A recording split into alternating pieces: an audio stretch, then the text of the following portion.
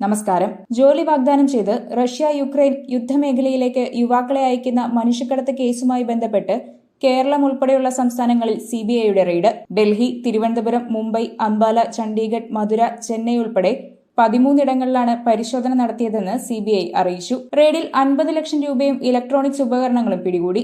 8-ലധികം പേരെ ചോദ്യം ചെയ്യുന്നതായി സിബിഐ വ്യക്തമാക്കി. വിവിധ വിസ കൺസൾട്ടൻസി സ്ഥാപനങ്ങൾക്കും ഏജന്റുമാർക്കുമെതിരെ എഫ്ഐആർ രജിസ്റ്റർ ചെയ്തതായി ഉദ്യോഗസ്ഥർ പറഞ്ഞു. റഷ്യൻ യുദ്ധമേഖലകളിലേക്കടക്കം യുവാക്കളെ അയച്ച സ്ഥാപനങ്ങളിലാണ് പരിശോധന നടത്തുന്നത്.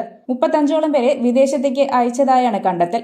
മികച്ച ജോലി ലഭ്യമാകുമെന്ന് വാഗ്ദാനം ചെയ്ത് റഷ്യ-യുക്രൈൻ യുദ്ധമേഖലയിലേക്ക് യുവാക്കളെ അയച്ചെന്നാണ് ഇവർക്കെതിരായ ആരോപണം. കേന്ദ്ര അന്വേഷണ ഏജൻസിയുടെ എഫ്ഐആറിൽ 17 വിസ കൺസൾട്ടൻസി കമ്പനികളെയും അവയുടെ ഉടമകളെയും ഏജന്റുമാരെയും പ്രതി ചേർത്തിട്ടുണ്ട്.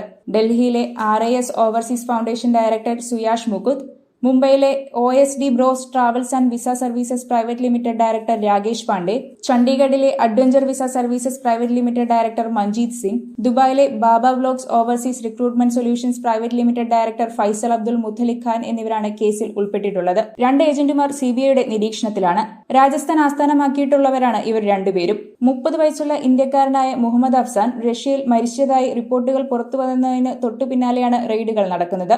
റഷ്യ-യുക്രൈൻ യുദ്ധത്തിൽ യുക്രൈനെതിരെ റഷ്യൻ സൈന്യവുമായി ചേർന്ന് യുദ്ധം ചെയ്യാൻ അഫ്സാൻ നിർബന്ധിതനായി എന്നാണ് ലഭിക്കുന്ന വിവരം. ഇയാളുടെ മരണത്തെക്കുറിച്ച് ഇന്ത്യൻ അധികൃതർ വിശദാംശങ്ങളൊന്നും പുറത്തുവിട്ടിട്ടില്ല. റഷ്യയിൽ നിന്ന് അഫ്സാനെ തിരികെ കൊണ്ടുവരണമെന്നാവശ്യപ്പെട്ട് കുടുംബം ഹൈദരാബാദ് MP അസദുദ്ദീൻ ഒവൈസിയെ സമീപിച്ചിരുന്നു. മോസ്കോയിലെ ഇന്ത്യൻ എംബസിയിലെ ഉദ്യോഗസ്ഥരുമായി ഒവൈസി ബന്ധപ്പെട്ടപ്പോഴാണ് ഹൈദരാബാദ് സ്വദേശിയായ ഇയാൾ കൊല്ലപ്പെട്ടതായി സ്ഥിരീകരിച്ചത്.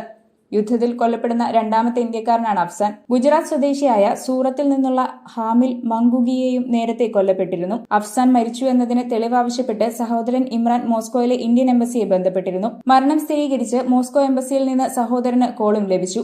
എന്നാൽ അഫ്സാൻ ജീവിച്ചിരിപ്പുണ്ട് എന്നാണ് റിക്രൂട്ട്മെന്റ് ഏജൻസി അവകാശപ്പെടുന്നത്. അഫ്സാനെ പോലെ തെലങ്കാനയിൽ നിന്നും ഇന്ത്യയിലെ മറ്റ് സ്ഥലങ്ങളിൽ നിന്നുമുള്ള നിരവധി യുവാക്കളെ റഷ്യയിൽ മികച്ച ജോലി വാഗ്ദാനം ചെയ്താണ് കൊണ്ടുപോകുന്നത്. എന്നാൽ ഒരു ഘട്ടത്തിലും റഷ്യൻ സേനയിലേക്കാണ് റിക്രൂട്ട്മെന്റ് നടക്കുന്നതെന്ന് ഇവർ അറിഞ്ഞിരുന്നില്ല. റഷ്യയിലേക്ക് കൊണ്ടുപോകുന്നതിനായി ഓരോരുത്തരിൽ നിന്നും 3.5 ലക്ഷം രൂപ വരെ ഏജന്റുമാർ പിരിച്ചെടുത്തിട്ടുണ്ട്. സ്വകാര്യ സർവകലാശാലകളിൽ ഡിസ്കൌണ്ട് ഫീസും വിസ എക്സ്റ്റൻഷനും വാഗ്ദാനം ചെയ്തും വിദ്യാർത്ഥികളെയും ഏജന്റുമാർ കബളിപ്പിച്ചിട്ടുണ്ട് എന്നാണ് വിവരം. സോഷ്യൽ മീഡിയ ചാനലുകളും പരിചയക്കാരും വഴിയാണ് ഏജന്റുമാർ ഇവരിലേക്ക് എത്തുന്നത്.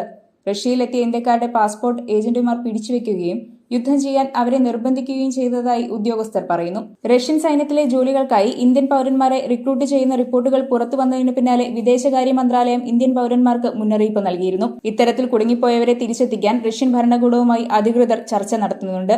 20ഓളം ഇന്ത്യക്കാർ ഇപ്പോഴും റഷ്യയിൽ കുടുങ്ങിക്കിടക്കുന്നുണ്ടെന്നും അവരെ തിരികെ കൊണ്ടുവരാനുള്ള ശ്രമങ്ങൾ സർക്കാർ നടത്തുന്നുണ്ടെന്നും വിദേശകാര്യ മന്ത്രാലയം അറിയിച്ചിട്ടുണ്ട്. വാർത്തയുടെ നിറം തേടി തനി നിറം.